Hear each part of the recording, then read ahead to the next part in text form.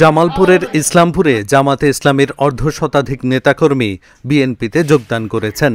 শনিবার দুপুরে উপজেলার কুলকান্দি খানাবাড়ি বিএনপির দলীয় কার্যালয়ে জামালপুর ২ ইসলামপুর আসনে বিএনপির মনোনয়ন প্রত্যাশী শরীফুল ইসলাম খান ফরহাদের হাতে হাত রেখে বিএনপিতে যোগদান করেন তারা।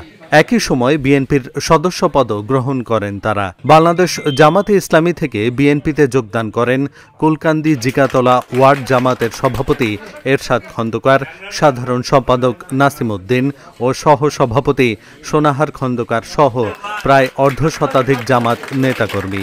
এ সময় তাদের ফুলের মালা দিয়ে বরণ করে নেওয়া হয়।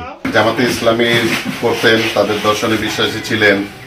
আলহামদুলিল্লাহ যে আপনারা আমাদের দর্শনে, আমাদের শহীদ রাষ্ট্রপতি জিয়াউর রহমান সাহেবের দর্শনে বিশ্বাস করে আমাদের দেশনেত্রী বেগম খালেদা জিয়ার যে আপসহীন নেতৃত্ব, সেটার প্রতি আপনারা ভরসা রেখেছেন।